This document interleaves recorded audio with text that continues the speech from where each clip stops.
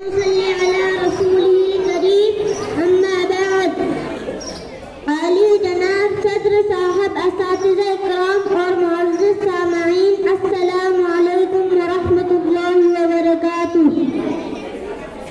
دستور کا آغاز ہے یوم جمہوریہ، دستور کا آغاز ہے یوم جمہوریہ، قانون کی آواز ہے یوم جمہوریہ۔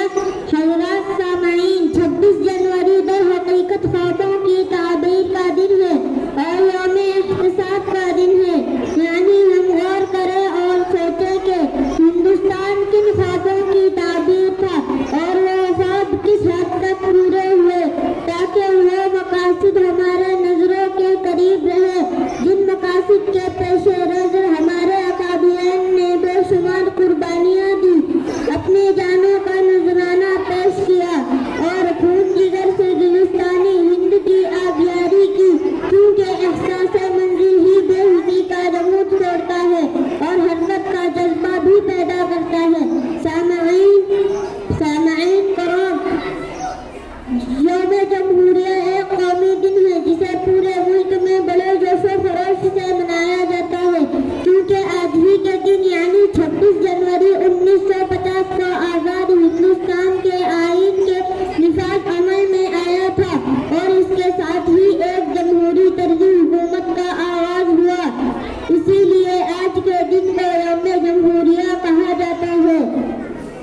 سامعین، دستور ہند میں ہمارے ملک کو ایک سیکولر اسٹیٹ کہا گیا ہے، یعنی یہ ملک مذہب کی بنیاد پر حکومت نہیں کرے گا اور تمام مذاہب کی بنیاد پر کسی کو شہریت کے حق سے محروم نہیں کیا جا سکتا۔ ہر ہندوستانی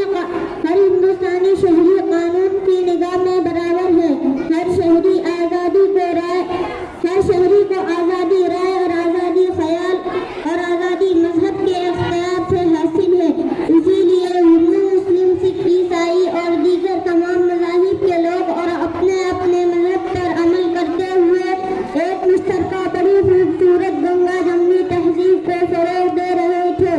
اور ملک ترقی کر رہا تھا، لیکن وطن عزیز کو نہ جانے کس کی نظر بد لگ گئی کہ ہر طرف بد امنی اور بے چینی پھیلی ہوئی ہے۔ کچھ لوگ ہیں جنہیں قومی یکجہتی راست نہیں آتی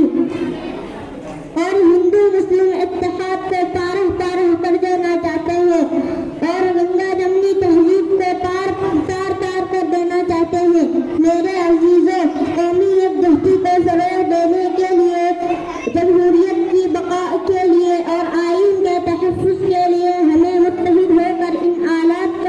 حالات کا مقابلہ کرنا ہوگا تاکہ ایک بار پھر ہمارا ملک ترقی کی راہ پر گامزن ہو سکے۔ آخر میں اس شعر کے ساتھ اپنی بات کو مکمل